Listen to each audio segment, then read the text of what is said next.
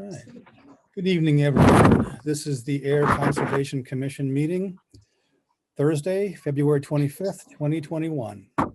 Due to the ongoing and continuing COVID-19 pandemic, Governor Baker issued an emergency order temporarily suspending certain provisions of the open meeting law.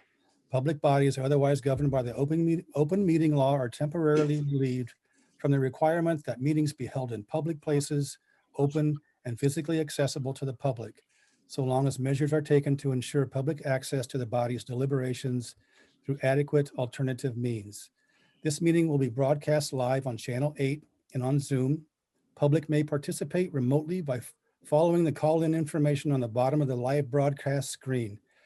For the Zoom meeting information relating to remote participation, please contact Joanne Christoph, Conservation Administrator at concom@ayer.ma.us or 978-772-8249, or Carly Antonellis, Assistant Town Manager at cantonellis@ayer.ma.us or at 978-772-8220.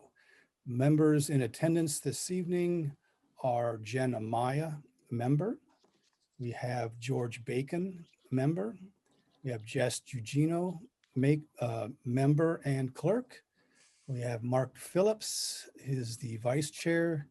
Myself, John Schmallenberger, as chair. We also have Joanne Christoph, our conservation administrator. Do we have a confirmation of agenda? The agenda is fine as it's written. All right, thank you. Is there a motion to approve the agenda as written? So moved. Second. It was moved by George Bacon, seconded by Mark Phillips. We'll do a roll call vote. Jen, how do you vote? Aye. George, how do you vote? Aye. Jess, how do you vote? Aye. Mark, how do you vote? Aye. Chairman votes aye. It's passed unanimously.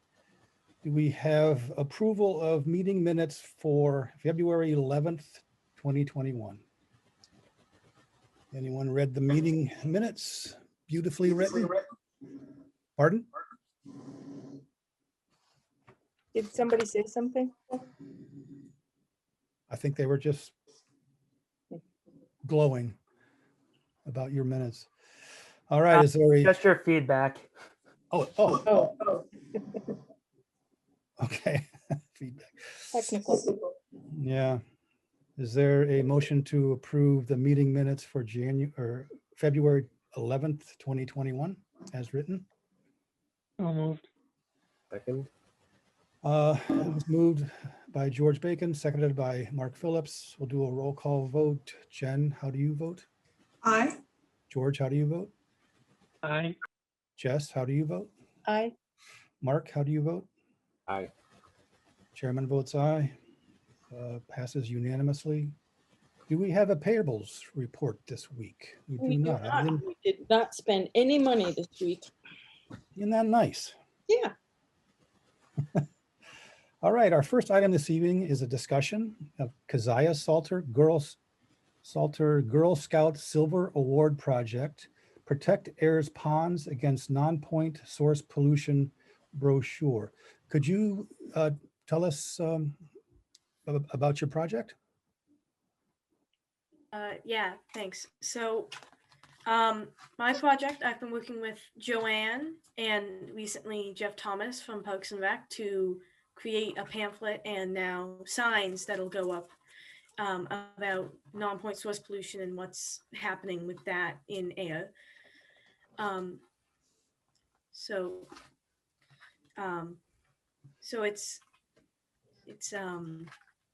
we've made a pamphlet with, I've made a pamphlet with Joanne, and as I've already said, we've been working with Jeff Thomas to put parts of the pamphlet up on signs in Grove Ponds to help inform the people of Ayer about non-point source pollution and what they can do to stop it. So I have the prototype. This is the cover, although it's been edited a tiny bit so that Keziah's name and the name of her project is also down here. And you open it up to the inside.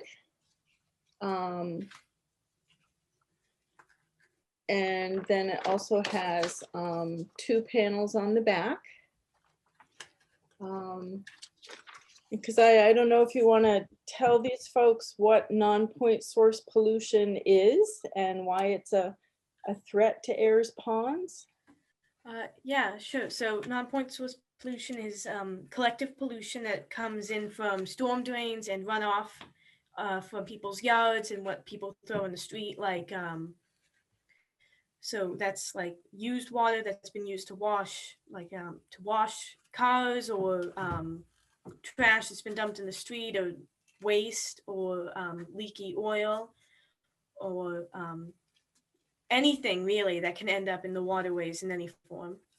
And what it does is it drops, mostly it's fertilizer, so it drops a lot of nitrogen and phosphorus into the waterways, and there's not a lot we can really do about it unless we get a lot of information to people, because you can't regulate non-point source pollution like that, because that's the point, it's non-regulated. Right, so it's a different source of pollution than say pollution that comes out the end of a pipe at a factory, which is regulated. And Keziah had a great way of describing this as community pollution.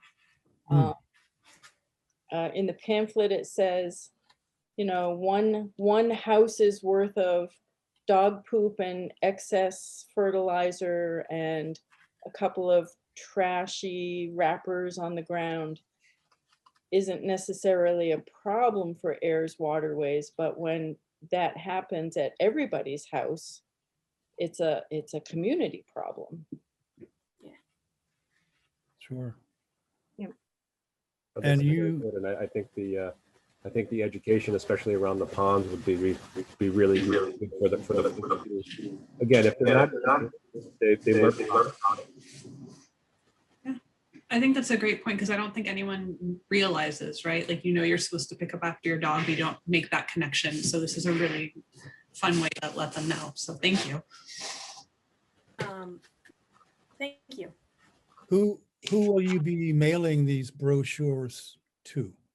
Well, we're thinking mostly people who live right on the ponds, but we're also hoping to, we're going to put some up also at the library, and I haven't talked to the Department of Public Works yet, but I was hoping I could put something eventually if COVID opens up, something there. Mhm. DPW, sorry. And like all the ponds in Ayer? Well, the goal would be all the ponds, but realistically, that probably won't be able to happen. Which ones are we focusing on right now, Keziah? The one we're focusing on right now would be Sandy Pond, but also Flanagan Pond, because those are kind of connected. Okay, great. And you said there was a couple places you're going to post them also. I didn't quite hear that. Where were you going to post them? Well, we've talked to the library director, and we're going to put some up there. And I haven't talked to whoever's in charge of the DPW, but I'm hoping to put something up there too. Okay. So It'd be nice if we could possibly maybe get one or two at like the parking garage, and maybe near the train onboarding, the deck platform, whatever you want to call that there. You know, because that's where you get people, you know, maybe arbitrarily dumping that wrapper or something, right? So yeah, that might be a couple good spots also. Yeah, that's a great idea. And you have come to us to see if we will fund the printing and postage. Yes. Okay, do we have a sense of what that might be? Roughly? at all? Not particularly. Okay, I understand. So I had a box of very nice quality paper that was left over here at my house that I've donated to this project. And we've got the beautiful color photocopier at Town Hall. So I've printed 50 of these already and folded them. And I think that's the batch Keziah is going to bring to the library. So postage now is 51 cents for something in an envelope this size. So multiply that by 100. Okay. Um, Anyone, does anyone object to allocating some funds for printing and postage for this project? Nope. Cool. All righty, I think we can do that, right? Easily. So one other idea I had was that someone on the commission who is good with words, Jess, might write a cover letter to go along with the brochure. We also at the office have plenty of Conservation Commission envelopes. And we can figure out some mailing labels. And, you know, in the before times, this would be an awesome project to have Keziah come in and, or take, 10 minutes during a meeting and we could all work on this together, but we can't do that right now. So I think dividing the work of getting this all ready to mail would be great. And I can talk to the commissioners outside the meeting about how we best do that.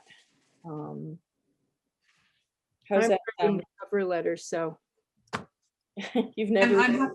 I'm happy to do whatever I can for the folding and stuffing. I've got lots of experience, so. Oh, very good, very good. We can all pitch in. How's that sound, Keziah? That sounds great. Most Okay. intimidating part of this project was gonna be folding all those pamphlets. Oh, It'll be well, fun. many hands. Yeah, and it goes to, I did 50 in, it goes surprisingly fast, really. Well, thank you for doing this for us, for the town. And it's a great project. We all appreciate it. And also thank you for joining us this evening. Yeah, thank you for having me and giving me funds to do this. Oh, absolutely. Great work. Yeah. timeline, when do you want these to go out? Well, with the library, they're ready to go out as soon as I pick up the pamphlets, which will be next week. And I don't know, probably, hopefully before April. We want to get everything sent out by March, the end of March. All Okay. right, well, let's aim for the end of the third week in March, and that'll give us a little buffer in case something goes awry, but yeah, and I'll coordinate all that with you, Keziah, Okay. outside the meeting. What do you want the cover letter to more or less say? Well, I was Think about thinking it. that the cover letter would be from the commission introducing Keziah and her project and backing her up on how important we all think this is also. Simple, just so people will have some idea why they're getting this in the mail. You can flesh that out, Jess. Yep. I'm pretty sure. Is there anything else? All right. Well, thank you again for joining us and for doing the project. We appreciate it. Thank you for having me and welcoming me into the meeting. Absolutely. Yeah. All right. Have a good evening. You And I'll too. see you Tuesday afternoon, Keziah, 3. Does 3 o'clock work for you? 3 works great. Okay, good. I'll see you then. Great. Thanks. Bye. Bye. Bye-bye. Okay, our next item this evening is a public meeting. Request for determination of applicability at number 4 Bishop Road, New England Power Company Exploratory Boring, Assessor's Map number 19, parcel 11. Good evening. How are you, Allison? I'm well. How's everybody? Good, good. It's nice to see you. Good. It's nice to see you all. That was a really good project that girl presented. That's neat. It's very, Yeah, that was nice to hear. Mhm. Go ahead. You're gonna say- I'll send you one of her brochures. It's Yeah, that would be really- great. She did a great job of tackling a big concept. It is a big concept. Yes, you seem to have a really good handle on it too. Yep. Okay, so thank you all. I'm Allison Milliman. I'm here from BSC Group. I'm here on behalf of New England Power.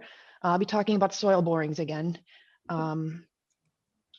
This time it's similar location, but they are looking to do some exploratory soil borings inside the Ayer substation.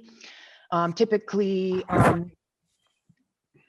the borings that are within a substation, but also within a regulated area, such as in this case, 100-foot buffer zone, would be considered exempt maintenance activity under the Wetlands Protection Act. But because the town of Ayer now has a brand new wetland bylaw and regulation implementing regulations that does protect a 50-foot no disturb zone, there are some borings that are proposed within that area as well. So I'm here tonight just to talk about the project, the anticipated impacts, which will be very minor in nature, and then just to show you the plan and answer any questions you may have.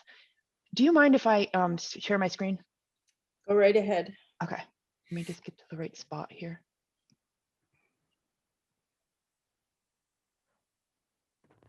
All right. Let's see.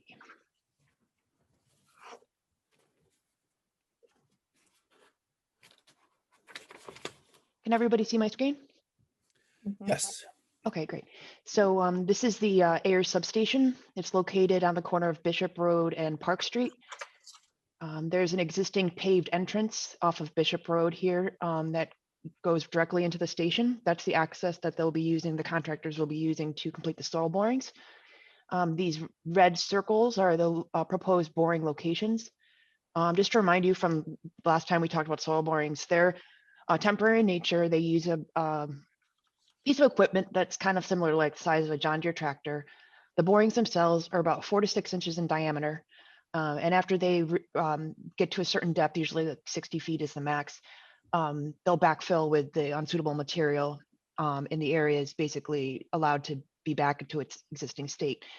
Since this is a substation yard, its existing state is basically dirt and stone with some paved areas.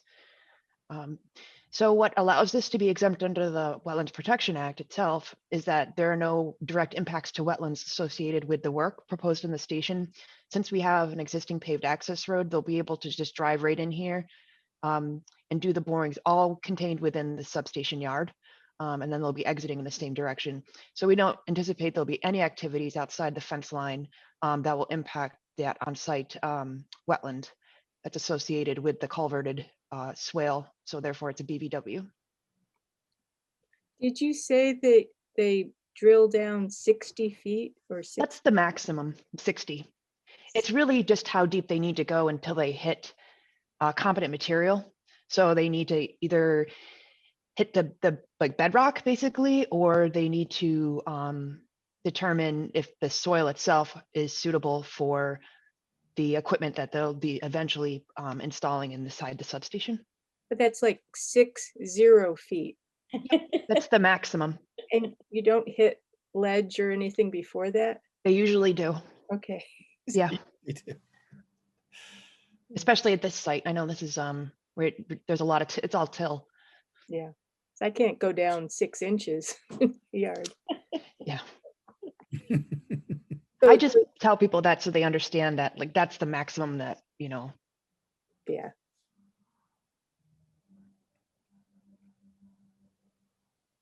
Anything else?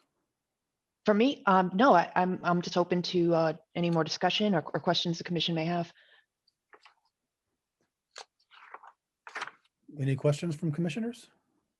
just one. So Joanne, under the local bylaw, and this is an RDA.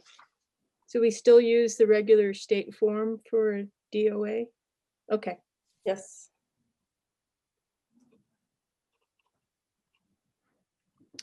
Any other questions? Joanne, you have any? My, Thoughts? my only question is about, hole number 109. That's close to the fence and and there's a drop off, I think, on the outside of the fence. Yes. That might be the one place we want to put some erosion controls maybe around that hole. Sure, we could do that. We can Yeah. put something along the fence line there. Yeah. And so I can, Condition that, put that in as the, yeah. yeah, Thanks. if that, that sit well with the commission.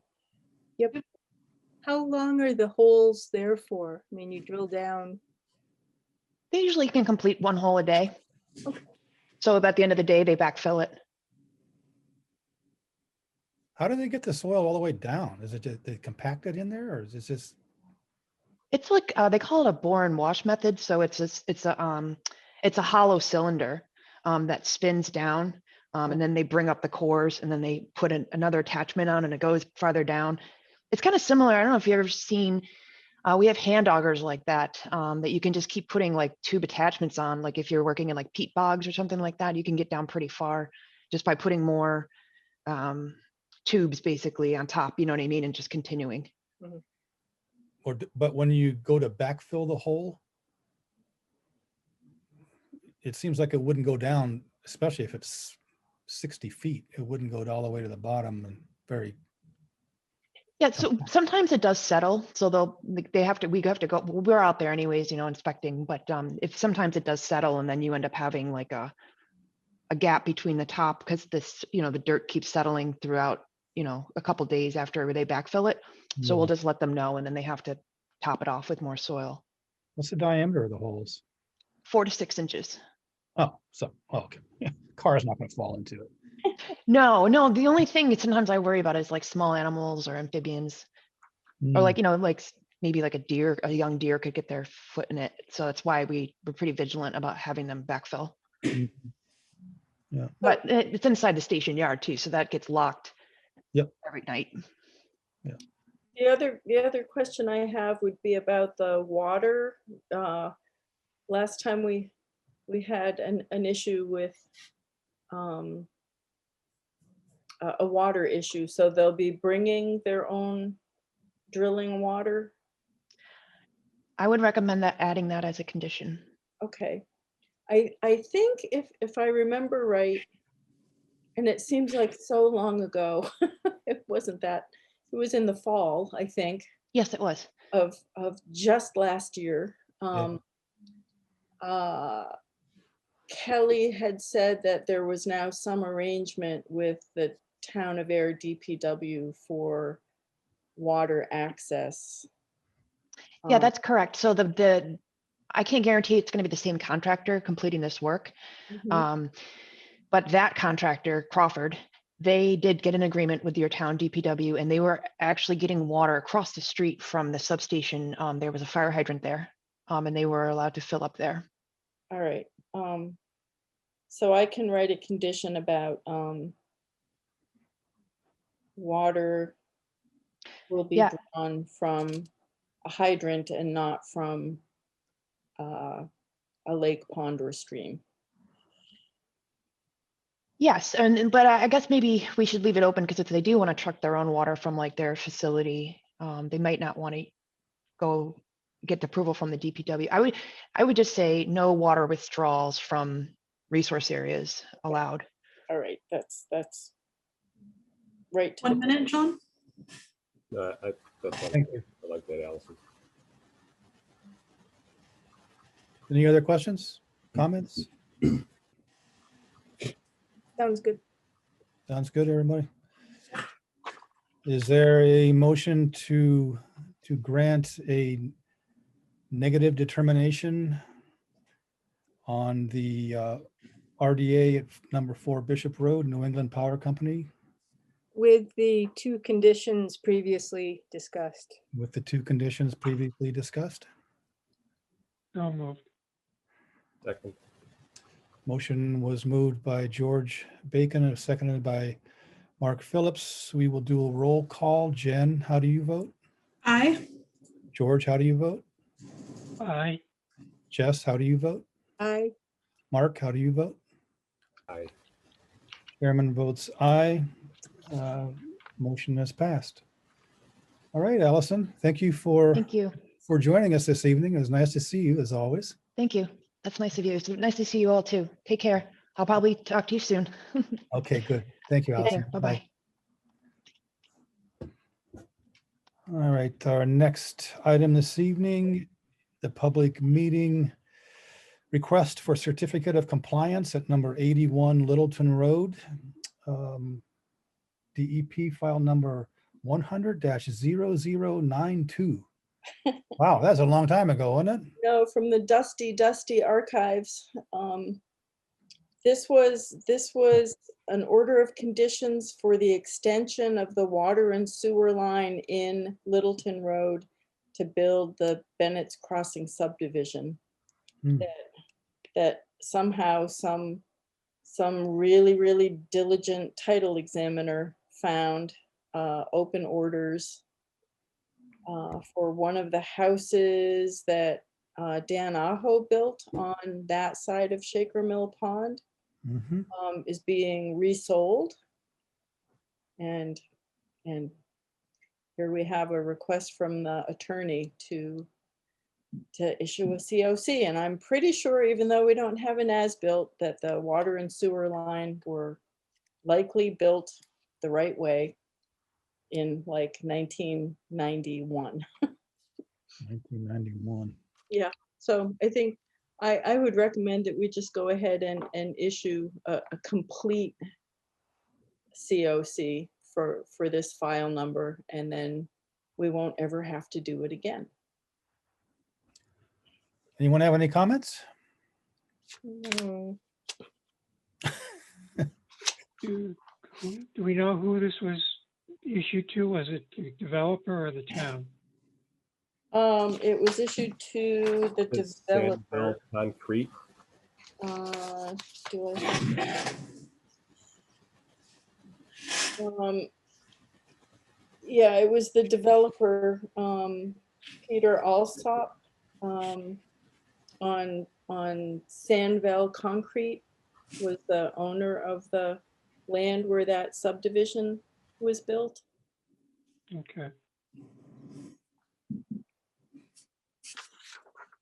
Anyone else? Comments from anyone viewing, listening? No? Okay, is there a motion to issue a complete certificate of compliance at number 81 Littleton Road, DEP file number 100-0092? So moved. Second. Okay, the motion was moved by George Bacon, seconded by Mark Phillips. We'll do a roll call vote. Jen, how do you vote? Aye. George, how do you vote? Aye. Jess, how do you vote? Aye. Mark, how do you vote? Aye. Chairman votes aye. It's motion passed unanimously. So you can get that out, Joanne, Yes. next week? Yep. Cool. Do we have to close this out? No, No, it's just a public meeting. A public meeting. Okay, yeah. All righty. Next item this evening is a public meeting. Certificate of compliance at 28 Harvard Road, Global Montello, All Town Fresh, DEP file number 100-0429. How are we So doing out there? this was for the All Town Fresh gas station. They applied for this quite a long time ago, and honestly, it just got lost in the shuffle of the office and resurfaced, and um, everything is completely okay there. Um, So I recommend that we go ahead and issue this. Any comments from commissioners? Thoughts? Anyone listening or viewing? Is there a motion to issue a certificate of compliance at number 28 Harvard Road, Global Montello, Alltown Fresh, DEP file number 100-049429? So moved. Second. It was moved by George Bacon, seconded by Mark Phillips. We'll do a roll call vote. Jen, how do you vote? Aye. George, how do you vote? Aye. Jess, how do you vote? I, Mark, how do you vote? Aye. Chairman votes aye, so motion passes unanimously. Again, you can get that out next week. Yes. All right, appreciate that. Thank you. Next item this evening is a discussion on exempt minor activities and other possible regulations for Ayer's local wetlands protection bylaw. And Joanne, you printed out some examples for us.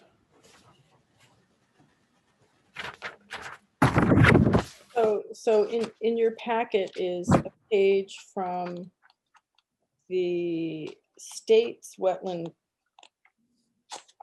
Protection Act regulations, 10.022B, activities within the buffer zone that are considered exempt from regulation when the buffer zone is a buffer zone to a resource area and not a resource area itself.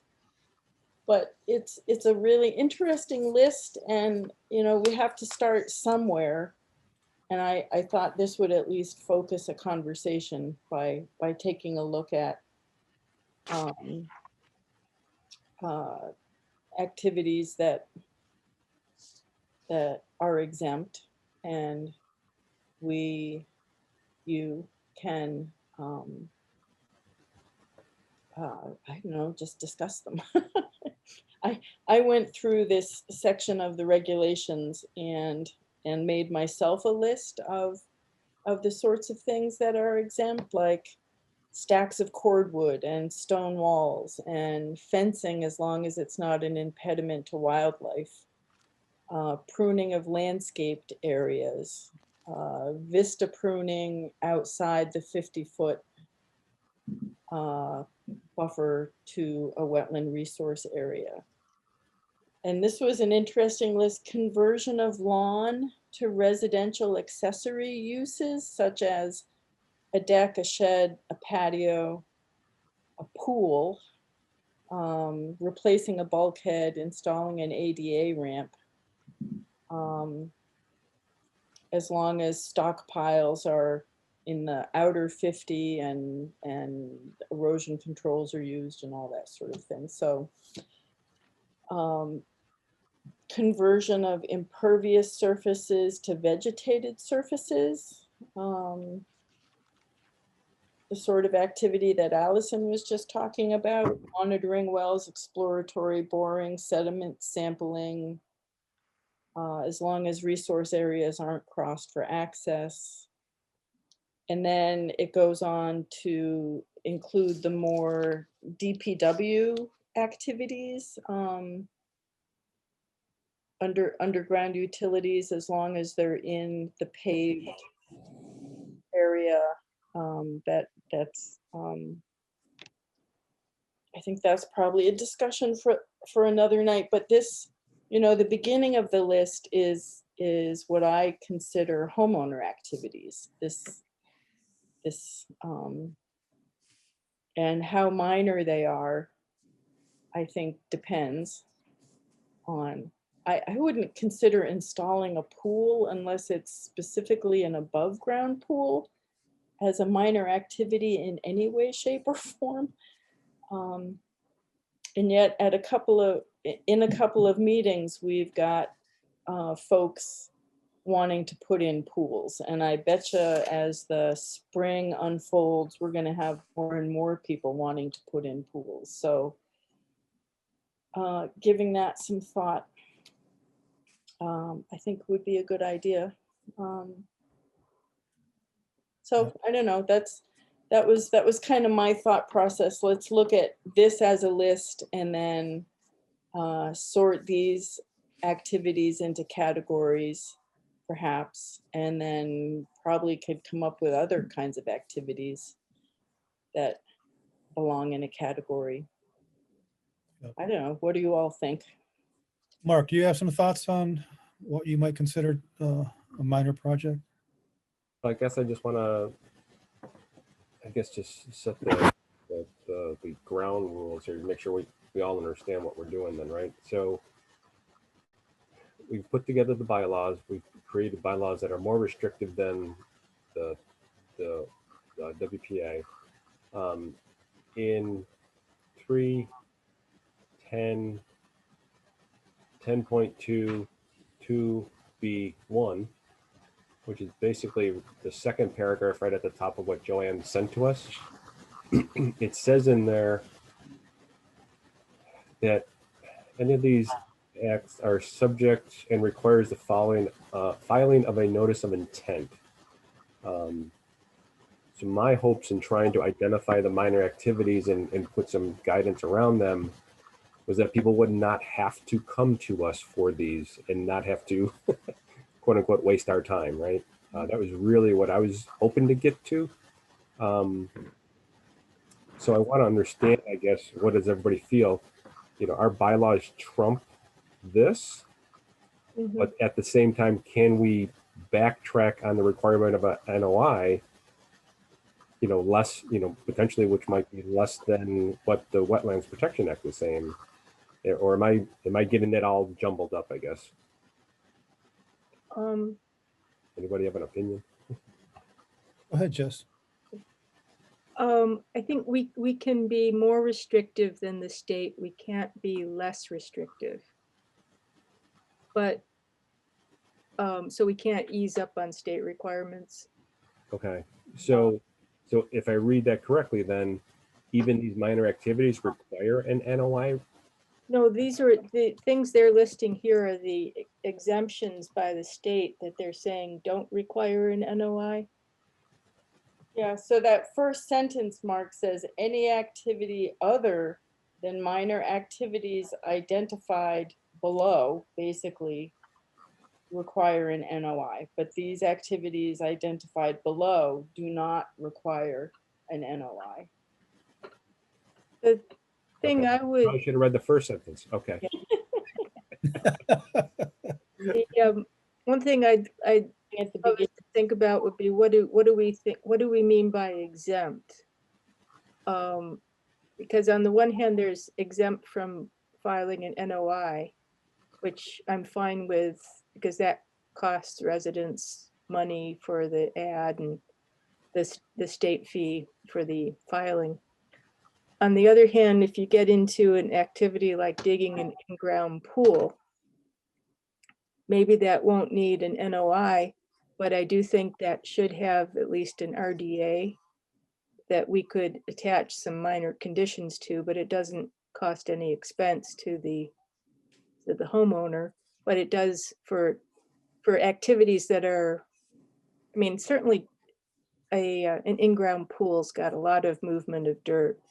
I personally don't want to just say, oh, go ahead and do it without us having any observation or input. No, I agree. And if we go back to the wonderful shed that was supposed to have been put on posts, Yeah. was that on Nashua Street extension somewhere up that way, Joanne? River Trail. Yeah. Yeah. So yeah, I would agree that some of those things we need to chat about for sure. And even if somebody was digging up to lay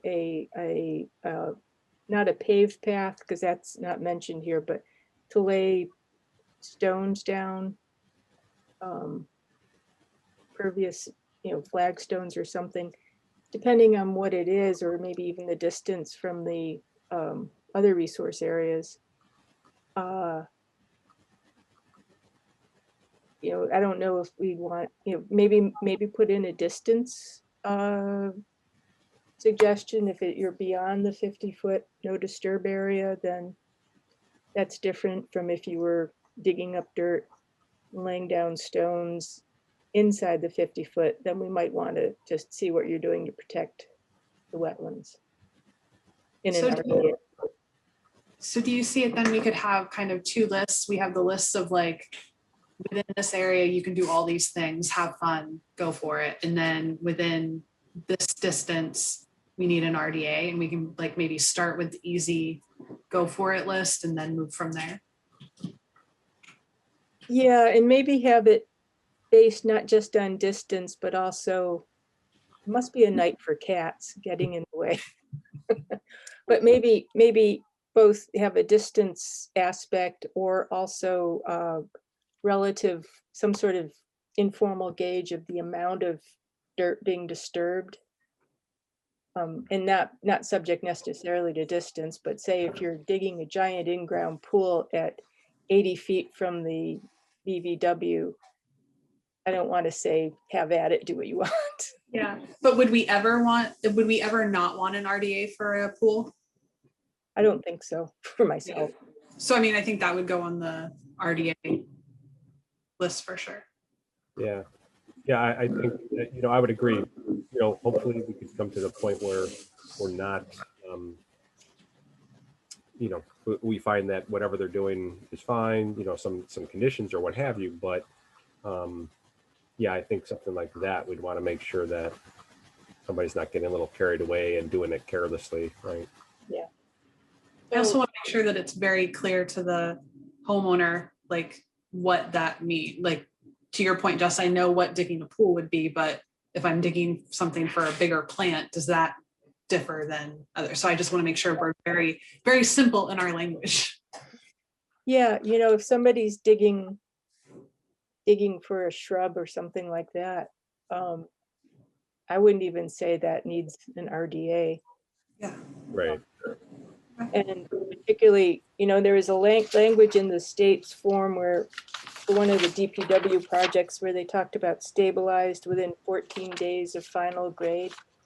So maybe we could put in something similar, that if you're digging up for shrubs or digging a fence post or something, that it was stabilized within provided it's stabilized within a few days, or outside of any major storm events or something like that. Common sense. Well, item D here basically does say plantings of native species and trees wouldn't require anything, and I'd Yeah. still be comfortable in just carrying that one forward. Yeah.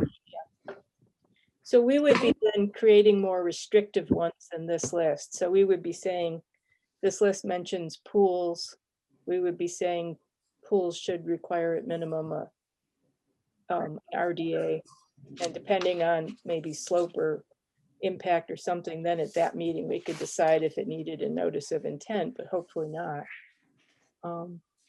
Right. So some of the language at the very beginning of the state regulation suggests that a commission look at the extent of the work, the proximity to the resource, and the need for erosion controls. So those are good,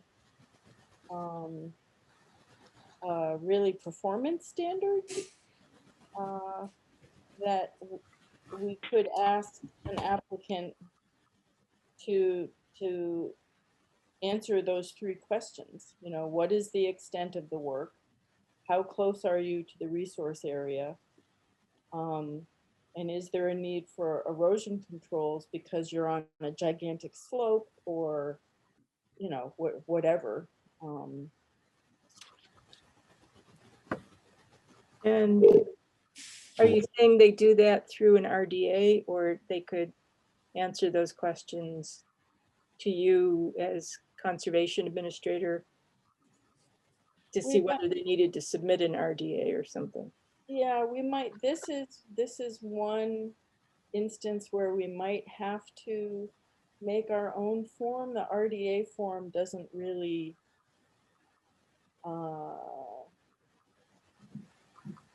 you know, it says describe your site and then describe your project, but it doesn't ask you specifically to answer these questions. Okay. So I think we could develop a really simple one-page form. The RDA form itself is not simple. And boy, I do a lot of hand holding with RDAs. But if we could just make this super simple for homeowners, and have it really, at the end of this, filling out this form, you would basically know if you were all set as a homeowner to go ahead with your project, or it would point you to having to do an RDA, I think. And how do we get that information to the homeowners so that they know to ask the question? Or, Regulations, like I'm as an, sorry? What's that? it'd be attached to the regulations as an appendix, I would assume.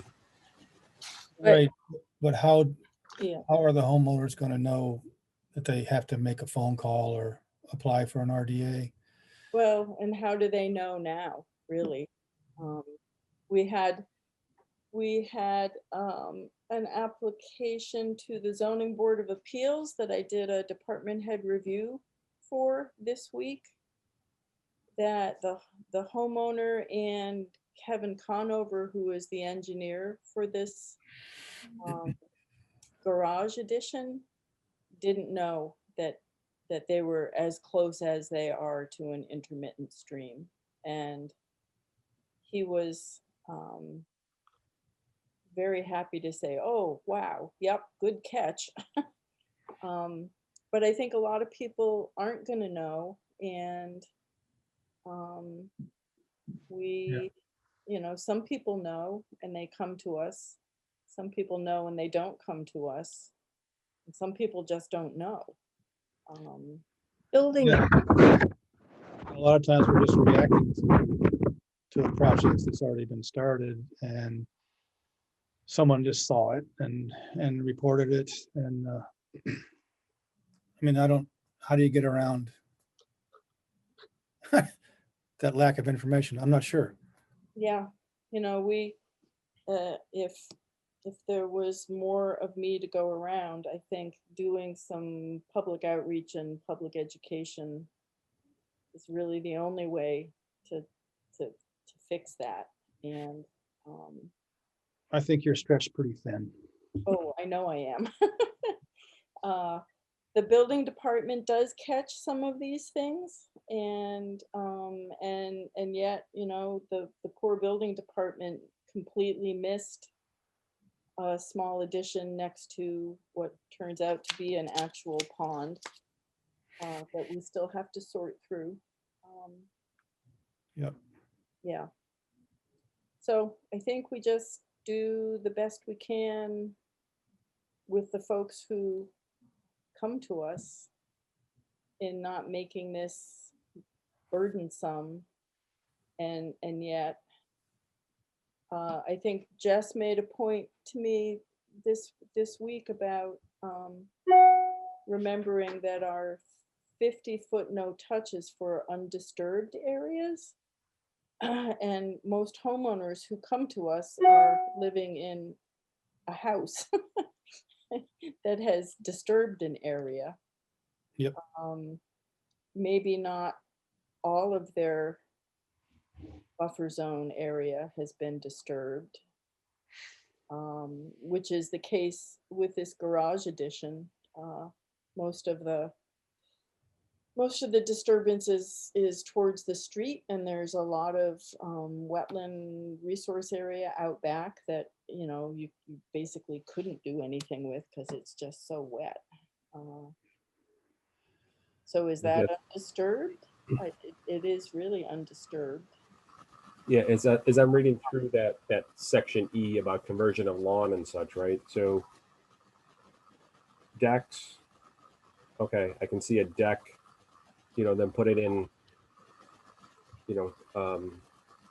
sonotubes, right? And maybe putting some concrete posts in, Mhm. okay? Says sheds. Again, I could see that it could go either way. They could do the same thing on a platform, or they could actually want to do a actual concrete pad and build on that. Mhm. That one I'd be a little bit more concerned about. Then I see patios also. So, again, maybe sort of the same thing, depending on how they did the patio, it could be disturbing and taking out quite a bit of dirt. So I think, as Joanne, as you said, maybe a form that identifies how much dirt will you be displacing, Mhm. and up to a certain level, let's say it's 10 cubic feet or 5 cubic feet, or I don't know, a cubic yard or whatever, you can probably get rid of a cubic yard of dirt somewhere on your property, be it in a flower bed or something like that. But anything beyond that, what are you going to do with it, right? We don't want them dumping it in the wetlands. We don't want them, hopefully we have them trucking it away somewhere, or maybe they'll put it in a raised bed garden or something. But we'd at least want to know. But I think, Jen, like you said, like in your situation, right? So if you wanted to put up a shed, and you're just gonna do a temporary something, 8x8 shed just to put your tools in, and maybe you put it on a couple concrete posts, should you have to come to us for something like that? Again, it's already disturbed land, it's already grass, right? So yeah, I guess I'd be more apt to say that's a non-issue. But again, digging an in-ground pool, yeah, that's a little different. Well, and so on the in-ground pool example, we already received an RDA today for 219 Woodland Way, which is down at the bottom of the loop of Woodland Way. It's the house down the long driveway perched between the two big stormwater basins. Really? Picturing that? I kind of remember that one. So she wants to put in a pool. And she had to get Steve Mulaney's office to send her a colored in plan showing the wetland resource area, the buffer zone, the drainage easement, for building envelope, for underground roof recharge areas. And it leaves like this little envelope for a pool that's within the buffer zone. It's in the outer, I don't know, maybe 20 feet of the buffer zone. And so wait till you see this. I think it's really, Is that already lawn or the area? because they haven't finished the landscaping. Yeah.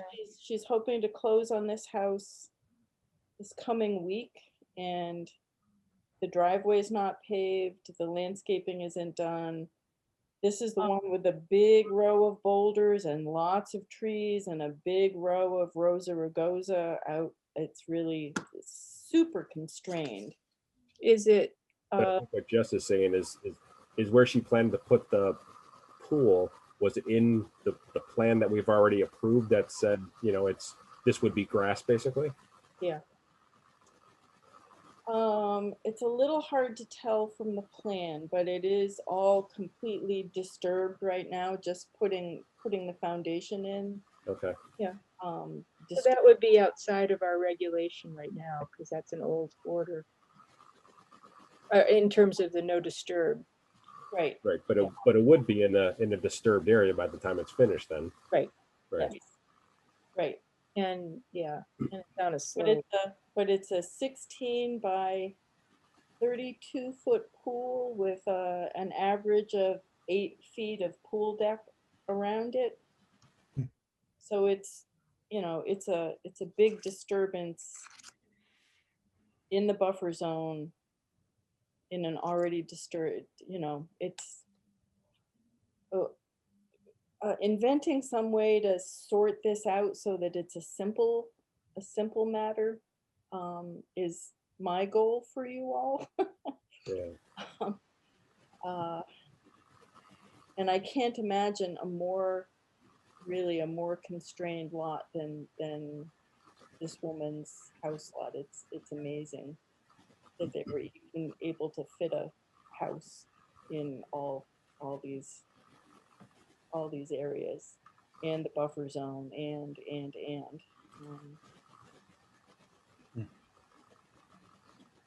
You're saying that they have two stormwater basins?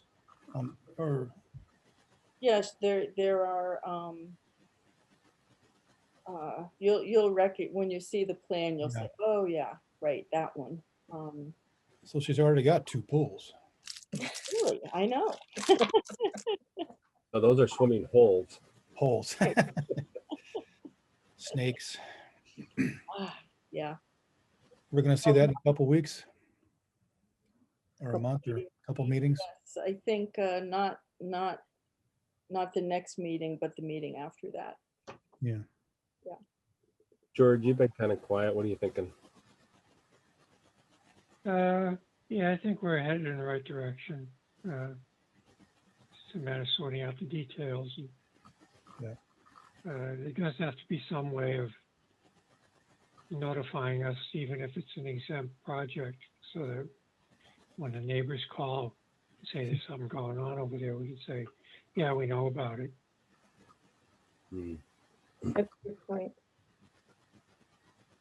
And I can almost picture a graphic depiction of this that that helps me sort things out visually rather than having to wade through something that looks like this. Right. If we had a diagram showing a resource area and 100-foot buffer zone and then the 50-foot, and we make a sort of generic house lot. Maybe we'll get Keziah to put this together. Yeah, Just like Draw that. it out for us. No. Yes. exactly. You know, just simple to sort through. Maybe put a few things that would not be exempt, like retaining wall or something like that, that would require more review, I think. Could I throw in another thing for us to put in this for future discussion? Particularly as we're going to be approaching spring sooner or later, would be if we can or want to put in any guidance about what people can or cannot do with along their shores in their beaches and stuff. Like pulling invasives by hand or something like that. And I think, was it Joanne, you'd found that Sturbridge had something. And I was wondering if maybe we could get the circuit rider to come talk to us for 15 minutes or half an hour sometime during one of our meetings. So we could find out, within the guidelines of the state, what we can and can't do. Because we can't, again, like Mark, your point earlier, we can't go less restrictive than the state. Unfortunately. Right. But then the question is, we wouldn't want to be putting out something that said, oh yeah, you can do this. And then we find out the state says, no, you can't. And we're getting ourselves and residents in trouble. Right. But, because I certainly, partly as a pond resident, but also just as a general human being, we spend a lot of money each year on treating weeds in the ponds. And it's like, if we could give reasonable guidelines for how people could control some of the weeds growing in their own beachfront, that would help cut down on the chemicals we have to pay. But, it seems like, where we could encourage reasonable mechanical means by people in their hands would be good. But, I don't want to have people doing things that or encouraging people to do things that we find out later are sort of illegal according to the state, so. Right, and we'd have to ask a very specific question of the circuit rider, and gear it totally towards what the state would permit, because she is not able to advise us at all on local bylaws. Yeah, no, I wasn't actually interested in our local bylaw in that area. It would be if we were putting in a section on minor activities in our regulations, it would be, I'm sort of losing my train of thought, but trying to figure out, Yeah, I think you want to be able to at least go in alignment with what's already in the regulations. yeah, Yeah, and maybe use that as an opportunity to specify what people can do, but us putting it in terms that we already understand from the state what we can't tell them to do. right. Right. We would have to ask the question that way, what, because by local bylaw and local regulation, Kim has told me multiple times that she just can't have an opinion on that. Yeah, no, I just don't want us to be suggesting things that would be going awry with the state. And then we'd also have to distinguish between, or see if we need to distinguish between what people can do if they live on a great pond versus what people can do if they live on a non-great pond like Flanagan's or Grove Pretty Pond. great. It's Yeah. pretty great. Yeah, it's great. I think it's great, but not great. Small g great, not capital Small G. G grade, not big G grade. Yeah. Yeah. Um, And I so that think if might be, you state it just like you said. I mean, basically, can she just give us a a tutorial as to what is allowed based on the wetland regulations for folks living along the edges of ponds, great ponds, whatever ponds, and also what what's the difference between the two, and is there greater regulation on a great pond versus just a normal pond? And I mean, that's really all we're looking for. If you can give us a guideline there, then we can use that to base our yeah. regulations of the minor and minor activities in our regulations on that guidance, I guess. I would like information on maintenance in general. So not just along the ponds, but along other resource areas, along replication areas, along whatever the official name is for like our pits, the pit Yes. things that we have. Like, it would be nice to have guidance for that as well. Like, what can the homeowners take care of on their own and what do they need? Mhm. Yeah. Contractor. Jess, were you thinking that, so let's say it is acceptable for a landowner along a pond to be able to hand pull lily pads or whatever, right? That Yeah. we get everybody to do it. Well, like you get excessive growth, like we do thin back the lily pads using chemicals to what they call to cut back on nuisance growth. And, a lot of places around, I know Sandy Pond, not me per se, but other areas, we've had residents call complaining about, say, the growth of cattails expanding. Right. And it's like, well, that's a native plant, but on the other hand, should people be allowed to sort of maintain, what we already have? And I don't know what the answer is with regard to the state on that. But it'd be nice to know. Yeah, when you're on a pond, is it like vista pruning with a tree? Are you vista pruning your pond, I guess, right? Or Right. water chestnuts. Yes, the vista pruning, you need to be with 50 feet or further away from the resource area. Mhm. I don't think you could vista prune cattails. No. The Sturbridge's regulation about hand pulling nuisance aquatic vegetation applied during their drawdown period. So you were basically pulling a plant out of the ground, but you were not pulling a plant out of the ground when the ground was underwater. And we don't have drawdowns that are that extensive that would do that usually. Right. Sandy Pond doesn't get taken down that far. No, and it was interesting how far Flanagan's went down this summer in the drought and how Yeah. much of the bottom of the really shallow areas were exposed during the drought, and Sandy Pond didn't seem to go down that much.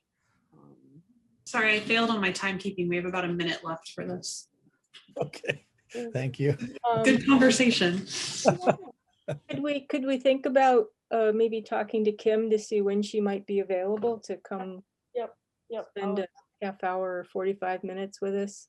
Yep. Basically saying, answering the question of what can we not, what are we not allowed to recommend according to the state?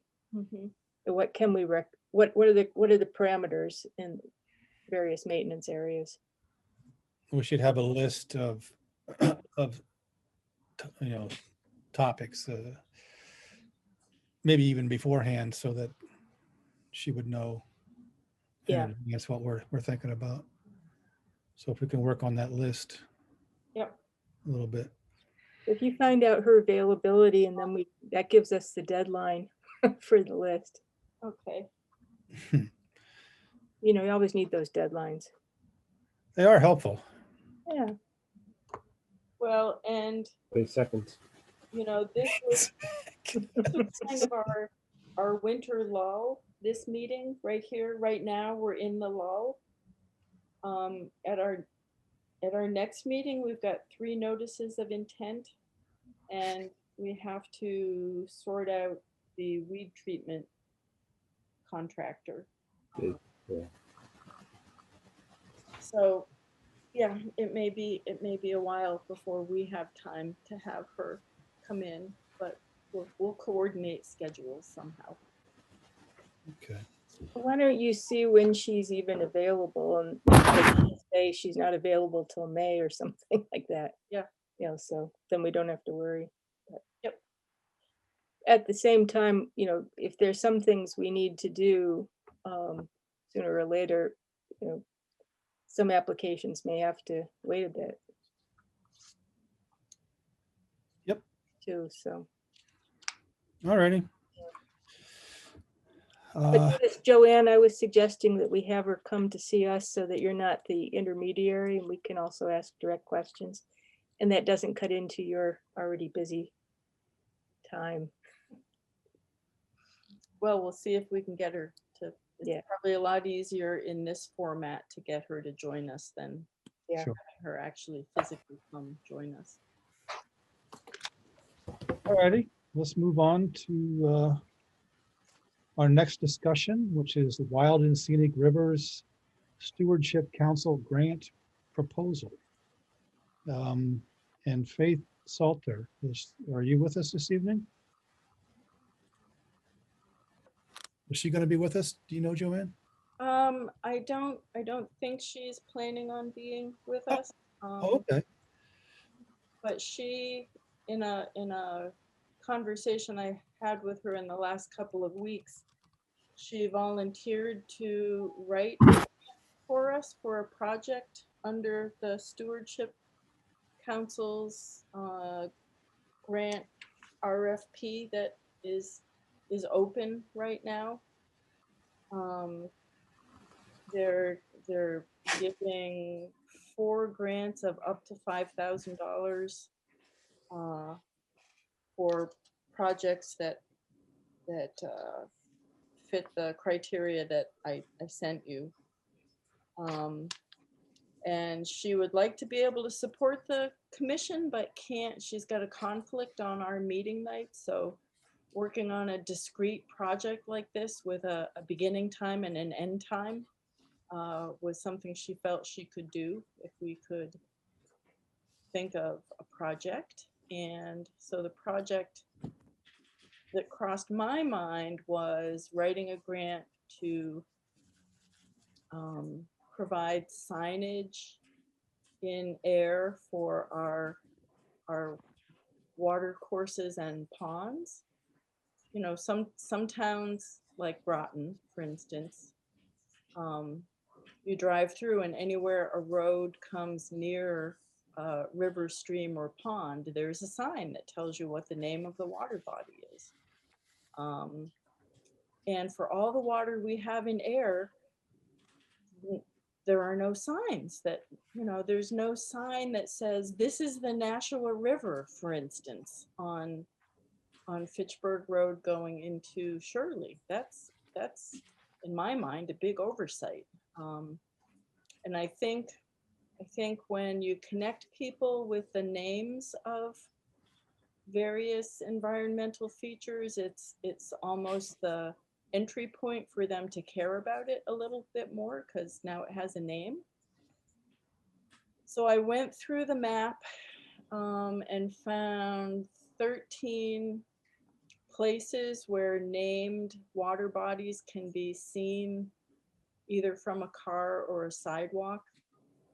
And that, you know, it might cost $5,000 to have somebody do the artwork, to produce the signs, to get the signs installed. And I wanted to know what you thought about that as an idea. And I also wanted to know if you had any other ideas.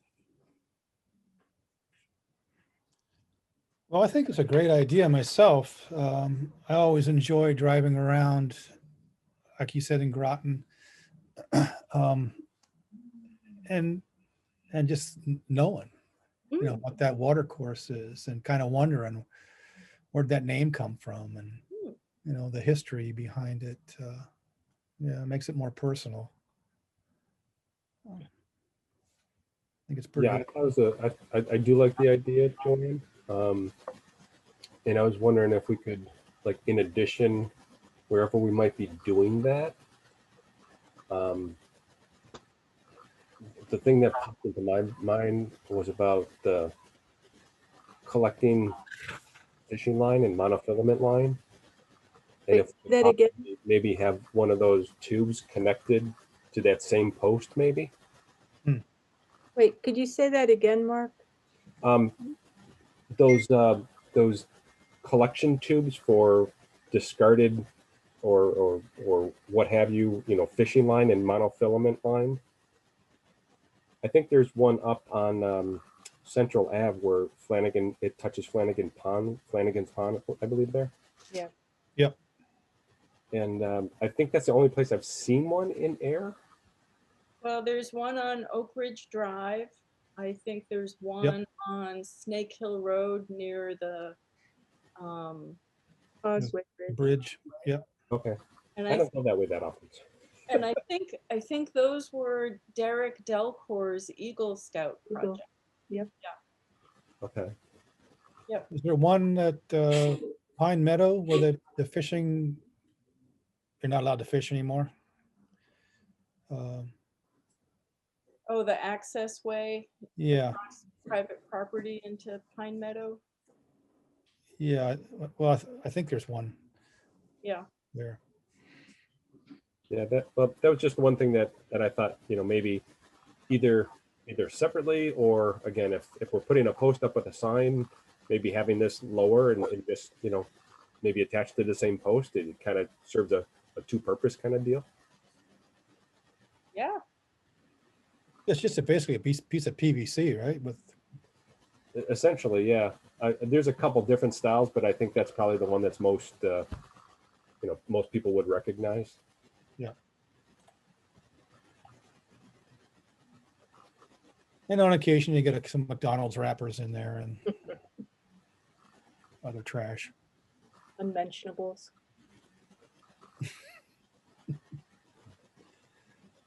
Well, Fine to me. Sounds good. One additional thought I had was where these signs would be placed near sidewalks. Maybe we could put a QR code on it Can we go back to a web page Yeah, with more information? yeah. What's a QR code? The little black and white squares that you scan with your Okay. phone. So that would connect, that would link to a website? Yeah, Okay. Would that be a website we maintained or? well, that'd be the question. Could be ours, or could go back to National River, or, whatever. Yeah. Or could just say under construction. Yeah, those are the ones that really irk me. Um, That would be cool. yeah, actually, you know what? It could link to the Wild and Scenic Stewardship Council Hmm. website. It could say, this was funded by a grant from blah, blah, blah, the sign was funded by, and if you'd like more information, here, our website is here, and yeah. Yeah. Yep. So is Faith just looking to us to give the go-ahead?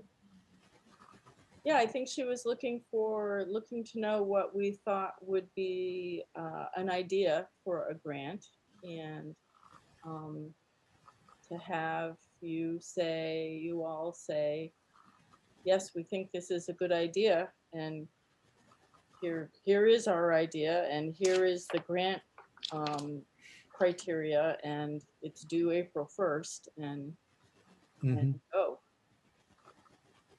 So your idea, Joanne, combined with Mark's adding a PVC pipe where appropriate and George's QR code. Those all sound good. Yeah. How often can you apply for this grant? I think it's annually, and one organization can apply for more than one grant. Mhm. So So if we could come up with ideas for different projects for the future. Yep. Cool. But I think, uh, water is so important, and we've got some really interesting water in Ayer, and so let's give it a name and put the name on a post, and um, hope Sure. that inspires people to take better care. Yeah. Okay. I think that's a go-ahead.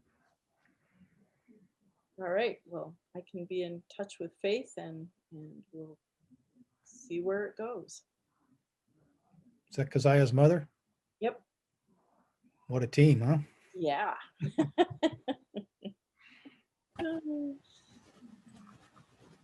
um, the day that I was talking to Keziah most recently on a Zoom call with her mom, kind of on, in and out of the call, we had a delivery of a notice of intent for the Catania Oils project, and the project manager for that project was a young woman, and so I was able to go back to Keziah and say, we've got all these strong women here working on all this environmental science stuff, and isn't that cool? Great. And now I can tell Keziah that Allison Millman thought this was, her project was really, really good. So I think it's really nice to surround interesting young people with this kind of support. It was a moment. It was really quite nice. Yeah. Do you want to do some conservation? You had some important conservation updates. I do. I have a couple of updates if we're ready to move on to that. Well, I think we are. Are we ready or no? We have 11 minutes left in the meeting, so we have Oh, time. awesome. I'll take 4 or 5 of them. Okay, I had a really good conversation with North County Land Trust yesterday, sometime this week, about moving our conservation restriction project forward. The project being them monitoring them, taking on the task of monitoring conservation restrictions for us. Yeah, the project really is turning into getting our conservation restrictions in robust enough shape so that the North County can then begin monitoring and doing the stewardship work on a contract basis for us. They were able to send me a cover sheet that they use for their own CR files that is really quite complete. And some of those documents we don't have on our, like, I'm thinking John Carroll Reserve is the first one that we really need to get going on, so that when that project is finished as a subdivision, that, you know, this CR business is just ready to go. So we're working towards getting the open space residential development subdivision CRs in appropriate order as they become built. And then we're also going to be going back into the dusty file drawer where we've got some old CR stuff lingering to see if we can't also get those in shape, so the monitoring and stewardship responsibility can be carried out. So that was really good. They're really excited to be working with the town. I think it could be a good source of income for them to do something that they know how to do, which will allow them to do more of what they do, you know, and it will fulfill our obligation to look after these CRs the way we're supposed to. Hmm. So that was, it was a really good, positive, positive meeting. And now I've got some direction from them about what I need to try to round up. And if I can't find it or create it, then we will have to contract with them to create whatever the thing is that they need. So Yeah. yeah, that was really good. Well, Oh, they just acquired, what, a couple hundred acres at Watadic? yeah, Yeah, that was pretty exciting. they are so excited about I'll that. bet. They had some other big land protection win this winter too. Mhm. They're really cooking over there, which is very nice. You know, I feel like if Ayer doesn't get some of this land permanently protected now, given the development pressure that we've got, that it's just going to be lost forever. So thank goodness for the OSRD. And thank goodness for the folks at North County, and thank goodness for Robert for being understanding that this is more than we can handle in the conservation office or at the commission level, and that if Ayer had its own land trust, you know, it would be one thing, but we don't, and we might never. So this is all really good news. Yeah, good group. Is there does Robert have a budget mechanism for that? Because this isn't in our budget. It's not in our budget. He said it would be taken care of. And then the other quick thing I have is we talked about Many Hands Making Light work with Keziah's mailing project. There's another project that needs some hands on. I bought us some little 1-inch 3-ring binders to put our bylaw and our regulations in, so that you all could have a place to collect that to go along with the Wetland Protection Act regulations. And if I print out the bylaw and our first set of regulations, if somebody would be interested in compiling them in the binder, punching holes, making tabs, and then getting them all out to you, I would love that help. I like office things. I'll help. Okay, Will definitely help. all right, great. Good. Well, I will coordinate with the two of you and What was that, Jess? You really want to do it? If Jess really wants to do it, then. I Yeah, got two so, thumbs up. yeah, Maddie wants to do it. She's really good with a 3-hole punch. I know she is. Yeah. All right, that's fantastic. Thank you. I think it'll, you know, I've got my copy of the regulations is 3-hole punched. It's not bound like yours is. So I have a little binder with our bylaw and our regulations, along with the Wetland Protection Act regulations, all in one place, which I find super handy. Good. All right. Well, thank you, John and Jen, for that. We'll figure that out. And that's all I've got. Yeah, just let us know when you've got that information for, or the stuff printed out, and we'll. Great. Thanks. There any members updates? Nope.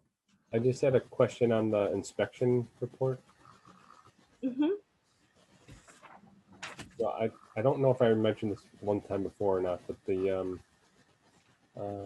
so John Carroll, the last page, we show all the snow in the picture. Yeah. Is that pile of dirt supposed to be covered though? Covered with snow? No. I mean covered with a tarp since it's been there for how long now? So just- I'm gonna have to double check on that. I don't Okay. I don't think on that level of a project, especially when it's frozen and covered with snow, that we need to worry about it moving at all. But let me double check on that. Well, if I remember correctly, it was there about a month or so ago when we had heavy, massive rains and things, and I think that was my concern. And Yep. So, yeah, I would say it's probably frozen now. Yeah. All right. Anything else from commissioners?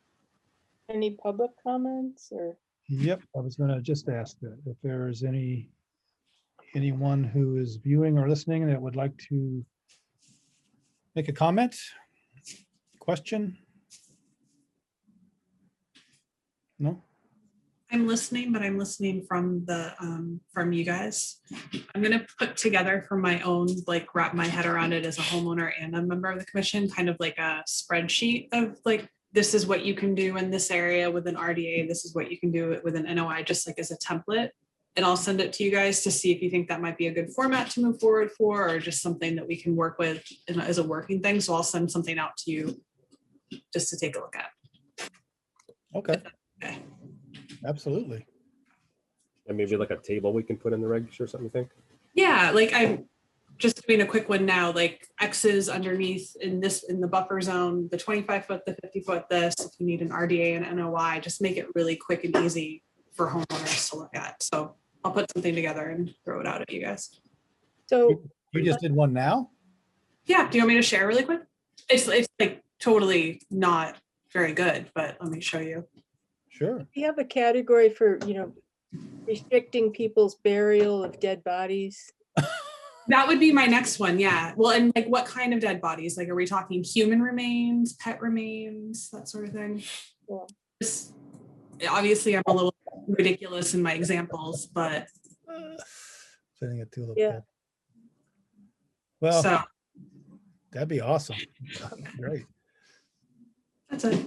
But I'll do something a little bit more and I'll pull some of the examples from the regs and from the tentative ones we had in the first draft of our regs. Yeah. That together for everybody. Seen a tulip bulb. I like it. Yeah, tulip bulb. We need an RDA for a tulip bulb. But not two tulip bulbs. Oh, man. So it's 8:30. 8:30. Yep. Thanks for doing that, Jen. Oh, sure. I like spreadsheets. Wow. I've never said those words. Excel is my jam. It's my favorite. So sounds like after the next meeting or so, we'll have a few site walks to do, so we'll be able to socially distance with masks on in person. Yeah, And see the ground, Yeah. maybe. hopefully. All right. Anything else? Anybody want to make a motion to adjourn? Motion to adjourn? So moved. Second. Motion was made by George Bacon, seconded by Mark Phillips. Jen, how do you vote? Hi. George, how do you vote? Aye. Jess, how do you vote? Let me think about it. Aye. Mark, how do you vote? Aye. Chairman votes aye. We are adjourned.